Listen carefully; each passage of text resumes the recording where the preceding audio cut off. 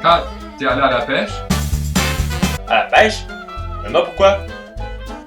Juste comme ça, pas grave. Ok.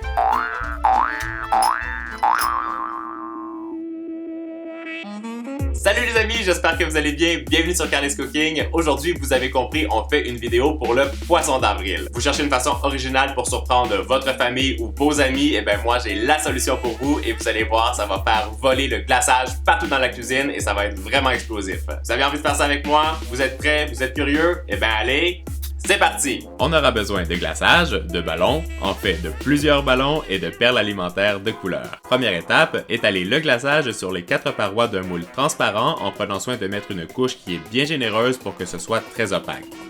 Comme vous voyez, pas besoin de mettre de glaçage dans le fond du moule parce que ça ne se verra pas.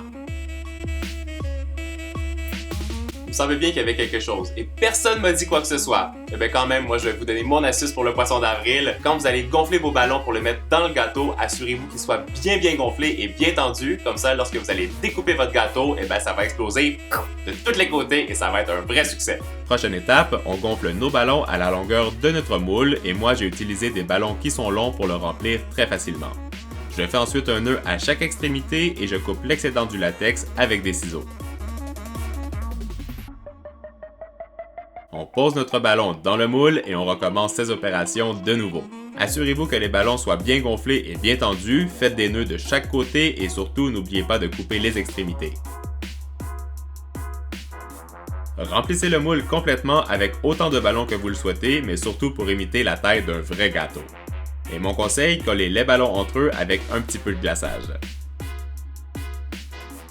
Quand vous êtes satisfait avec la grosseur du gâteau, recouvrez le tout avec une petite couche de glaçage, lissez-le bien avec une spatule pour faire une illusion parfaite et surtout, n'oubliez pas de le décorer avec les petites perles alimentaires. Pour la blague, coupez votre gâteau avec un couteau qui est très pointu et faites éclater tous les ballons. Et boum! Notre gâteau du 1er avril est terminé. Et ben voilà, le Love Mail commence et comme vous avez vu, mon tour a tellement bien fonctionné. Oh, j'en perds des morceaux. Même moi, je me suis fait prendre à mon propre jeu et je me suis bien amusé. Pendant que vous faites la lecture du Love Mail, dites-moi dans les commentaires en bas pour qui est-ce que vous allez faire cette recette pour le poisson d'avril. Je suis vraiment curieux. Je fais des gros bisous et je vous dis à très bientôt et joyeux poisson d'avril!